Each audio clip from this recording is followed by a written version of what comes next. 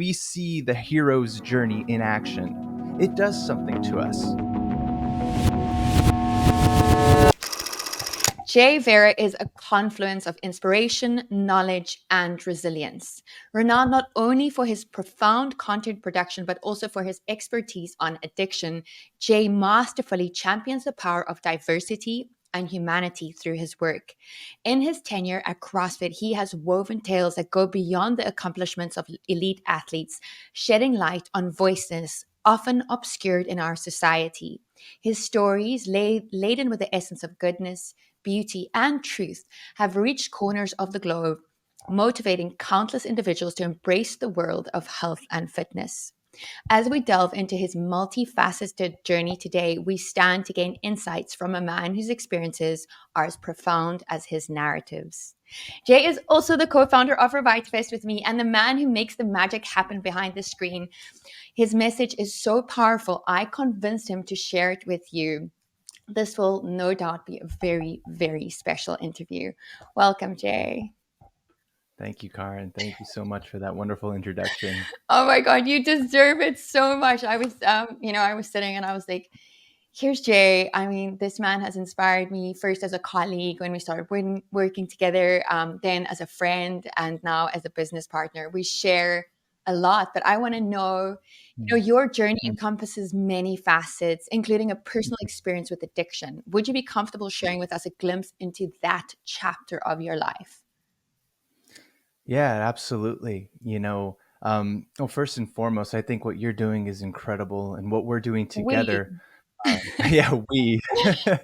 um, you know, I consider us a beacon of light for a lot of individuals who are out there in a world of uncertainty. And we're trying to figure out how to show up together better in this world that is so complex and riddled with let's just say a lot of issues, right? So, an addiction is a result of many things. Gabor Mate, a person that I follow and love dearly, he always starts with the question, what happened. That's how you kind of penetrate the individual and get the insight you need in order to figure out, what took place, what went wrong in one's personal history, where addiction manifests itself. And we in the program of Alcoholics Anonymous and various 12-step programs talk about addiction to substances being a symptom of a much deeper problem, right? And so for me, what that looked like was for someone who comes from a fractured home with two parents who hated each other, a divorced home, and I'm talking about like to this day still hate each other, right? Can't stand the sight of each other. But that division, that polarity, that teaming up against each other, pointing the finger at one another, really at a young age kind of distorted my reality, right? Like, who do I believe? My mom's talking crap about my dad. My dad's talking crap about my mom. And it was hard to make sense of what's going on. And, I've heard the definition of pathology being the inability to make sense of the world. And I really like that kind of, unique definition, because it was hard to make sense of my environment, which led me to rebel against that environment, right? If I couldn't make sense of what was going on, how the hell was I supposed to make choices, right? How was I supposed to act well in it? So I did my own thing. And I always, for me, it was isolating.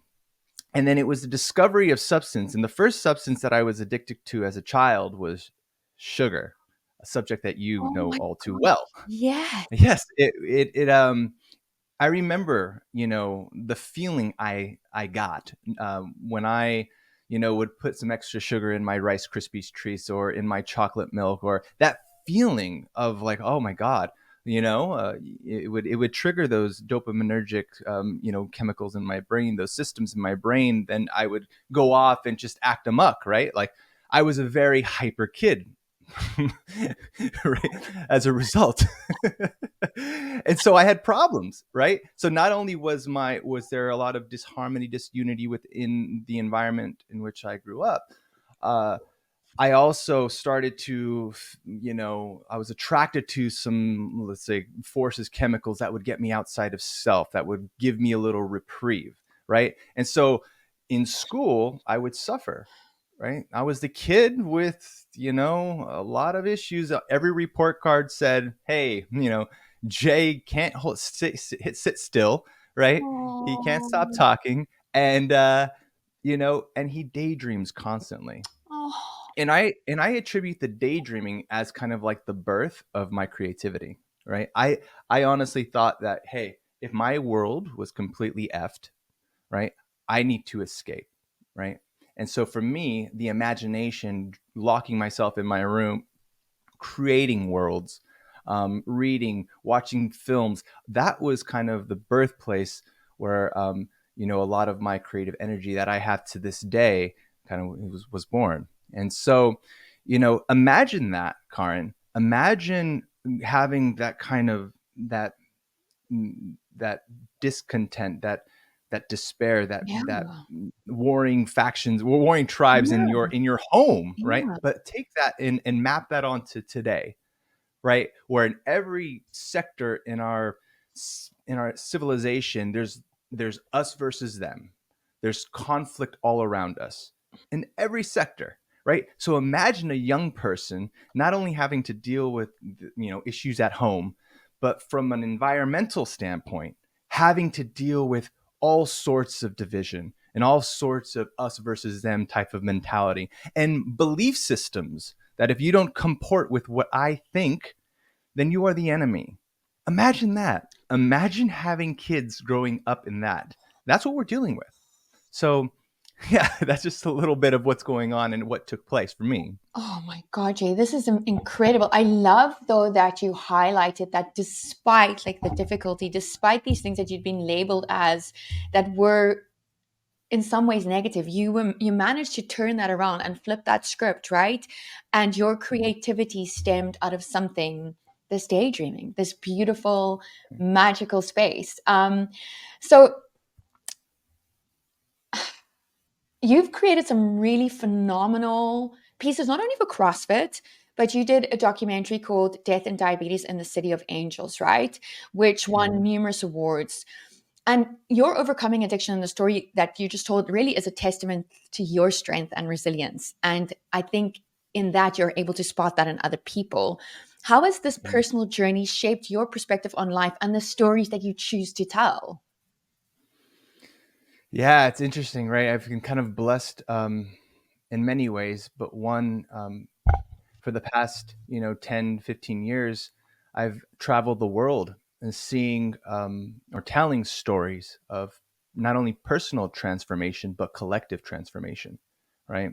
And the CrossFit methodology was, that one ingredient, that one nutrient that did so much good, right? We call CrossFit like a force for good. It really is at its essence. Just like the 12 steps of recovery is a force for good. There's a lot of goodness there. Um, and so for me, it was being able to relate and being able to see people, meet people where they're at, and ask the right questions. And I always, again, we're human beings are mimetic creatures, right? When we see those stories of transformation, when we see the hero's journey in action, it does something to us, Yeah. right? It imprints something on our brain, right? And if we can discover a new way of seeing, then we can discover a new way of being, right? And so for us, I always find it a sense of duty, a sense of it's an obligation for me to tell those stories, whether it's in the form of media or if I'm at a 12-step recovery meeting, being of maximum service by sharing my experience, strength, and hope. Oh, I love that. I mean, I'm a big proponent for the 12 steps. I still work the steps, and we only keep what we have by giving it away, right? And so that being of service is such a beautiful thing. But I want to talk more about your program, what it means to Yeah, work a program, and can you share your experience on this and sure. how it's changed your life? changed my life completely. And in I was just, the 12 step of, I like to say, like, I didn't find the 12 steps, the 12 steps found me. you know Oh. because the first meeting I ever went to, right, there was an African American gentleman, came up to me, and I'm laying there kind of in despair, and he comes up to me, says, "Hey buddy, come join me in this meeting." And I'm like, what? What is this group of guys getting together? And when I showed up, when I was there with these men, um, from all walks of life, right? Different ethnicities, different age groups, all sharing their truth, being open and honest about their personal history, and seeing the emotion in the room, and all of them afterwards hugging each other, grown men hugging each other, right? There was some energy there that I was just like, whoa, what is this? Oh. Right? And then I remember 2 minutes later, the CO, the correctional officer that was in that place, comes and tells us, "Hey guys, you guys got to go to your segregated parts of the room and back to your bunks, because I got to do count." I was incarcerated when this took place, right? I had committed so many bad choices, Yeah. right?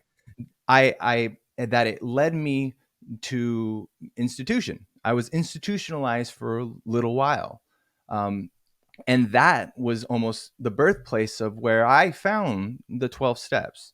And it wasn't of my own accord, it was someone else who brought me in. And it's, see, the thing, when you're institutionalized, right? When you're in a prison, everyone is segregated, right? You have 5 classifications of tribes, let's just say, Yeah. right? But for this 1 hour, all those classifications, all that segregation just went out the window, and people came together as people, as humans. And the beauty of that, when you're in a place where everyone's looking over your shoulder, right? And when there's a lot of, nasty things that happen in those places, for that 1 hour, we could drop all that aside and be who we are, and be authentic as possible, be truthful as possible, and then be endearing and caring and support of one another, right? And then when the CO comes in and says, "Break it up, guys, it's time to go back to your bunks," then we're back into this classification systems. We're back into division, right? Into segregation. And I was just appalled. It was that power that I felt in that 1 hour changed my life forever. And so, yeah, that was kind of the birthplace of where I began to say, "Hey, I'm going to commit myself to this, and I'm going to see where it goes." That is so beautiful. I mean, addiction to me definitely is the great equalizer, right? It doesn't discriminate according to age, creed, religion, socioeconomic status, nothing. Like addiction can take anyone down at any point of time. And you Mm-hmm. finding this light in this very dark space is such a beautiful, beautiful testament to that, right? Um, Mm-hmm. are there, I know you work the steps a lot, you have a sponsor, you sponsor people as Mm-hmm. well. Are there any particular principles or tenets from the program that have become foundational in both your personal and professional life? You talk a lot about this concept of Yeah. sovereignty. Yes. Yeah. Yeah. And let me first define the word how I see it, Yeah. which is, the demonstration of and the capacity for good choice making, Oh, right? And I think it's good choice making that contributes to positive change, yeah. which, as a result, you can see, you know, and measure how good your life is, right? When you start making good choices, Yeah. that change is good, right? It's when we don't know how to make effective choices. Karin, we're in a state of crisis in a lot of sectors of our society. Yeah. I call it a worldview crisis, right? Because how am I supposed to make sense of what's going on when I'm hearing, both sides argue, like, this is true, this is fact, they're wrong? Like, how am I supposed to make sense of that, right? So if there's a sense making crisis, then there's obviously got to be a choice making crisis, because then how am I supposed to make the right decision, the right choice, if I'm getting conflicting narratives, Yeah. right? And so if there's a conflicting if there are conflicting narratives, then I can't make good choices. And then on top of that, it's like, well, then where does meaning, where does value, what do I value, where does purpose come in all of this, right? There is none. Our society today almost manufactures hollow people, right? Empty people. And Yes. the reason why is because that's what the system wants. Because if the system can create emptiness in each other, right, then it can sell us a bunch of Yeah, then shit. we have to look for that external Yes. solution to this internal problem. Exactly. And so they'll sell us, sugar and junk food and, Shopping. pornography Yeah. and drugs. It's all fucking drugs. Yeah. They're just selling us drugs. It just comes in packaged in different form, right? And so that addiction economy, right? That sickness economy, just continues to go. That that saying that an outbreak of wellness would cripple the sickness economy. Yeah, they don't want wellness. Yeah. They don't want health. They don't want people to be aligned with the good, beautiful, and true because they can't make money off of it. So how do we arm our kids? And again, the core principle of the 12-step program is saying, hey, we have to give to others what we've so freely discovered for ourselves, right? We have to be of maximum service. Yeah. So for all of us here, spending the 5 days at RevitaFest, that have received all these inputs of information that we hope that can transform your life in some way, shape, or form, we can't just selfishly take that for ourselves. No. We have to give that away. Yeah. We have to. Yeah. And we have to get out of this mindset of what's in it for me. No, it's not what's in it for me. It's my duty. It's my obligation, right? That's what we have to adopt that mindset. And so, listen, for folks that are out there who might be, either, know someone in the family who's struggling, nephew, niece, a daughter, loved one, right? Family, friend. The best thing you can do is show up and ask, like, what happened? Right? Because when you ask that question, it the response always comes from truth, right? If they know that you're coming from a place of genuine care, right? And you ask what happened, what you want is to open them up to their truth.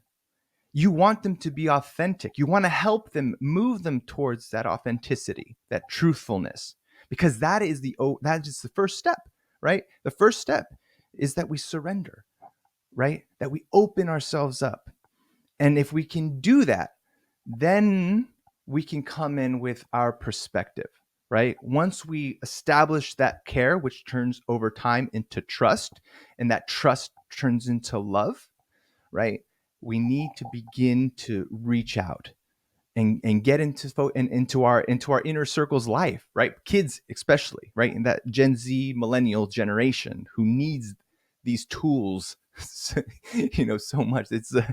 And so I'm very passionate about this because I feel like once they can uncover their true self, right? Their authentic self, and if they can inculcate some unique perspective of solution oriented frameworks, then they can transform into their unique self, right? That's where we need them to get. We need them to find that, right? Because if they don't, they're going to be mired in all the addictive drugs that are constantly being thrown at them. Absolutely. Gosh, that is so powerful. One thing about you, though, is that you are the least self promoting human I know. And I do want to draw attention to a project that you are currently working on that will be available in sometime in the future. Can Yes. you tell us about that? Yeah. So I'm working on a book. It's almost done. It's in the revision process, and they say you got to like revise it a few times because there's more.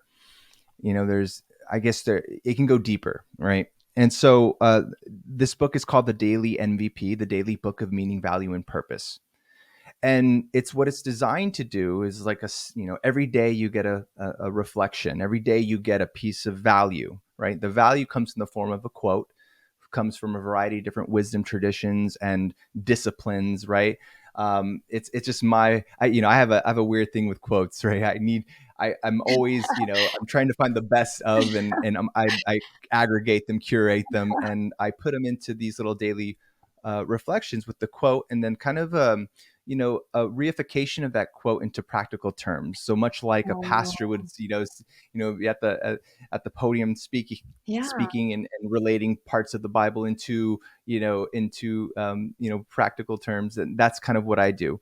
And then I put in an action of the day, right? Because the action is actually the place where I feel like we Yeah. as humans struggle, where it's like, well, how do I act according to certain Yeah. principles and virtues, Yeah. right? And so if I can give those little tidbits of information as a toolkit, right, just for people to follow, and if they choose to do so, run with it for a little while or pass it on to a friend. But this is all just designed to, again, I'm trying to be of maximum service and help others, and this is my obligation, this is my unique duty. So Well, I cannot wait for that. I cannot wait to buy it. I cannot wait to support you in it. You are a beautiful human being that works the most phenomenal program. I learn so much from you constantly. I'm so grateful that you are my partner in RevitaFest. yeah. You honestly have improved my life beyond measure, and none of this would be happening. Even though I'm on every freaking video talking about everything, it's like it's just a partnership, and I'm so grateful to do this with you. So thank you. And likewise, Karin, thank you so much. But and also, I can't think of a better way to end RevitaFest than with this talk because it was powerful, it was beautiful, it was to the point. Let's talk to the audience about what they can expect next year. Oh yes, yes, in person extravaganza. Karin at her best. That's What do you mean? We're all going to be at our best. So join us next year for RevitaFest in person, virtual health celebration. We are going to have talks, workshops. Jay's going to give his workshop on his addiction book, MVP. yeah. It's going to be spectacular. We're going to have music. We're going to have dancing. Thank you for your support. Thank you for your love. Thank you for being here with us. Jay, what do you have to say in closing? In closing, yeah, I you know how do you be of maximum service? All the things that you've learned, how can you take this out into the world and be that force for good? That's your obligation, to figure out a way. What a powerful way to end your fight face. Thank you, everyone. We'll see you in person next year.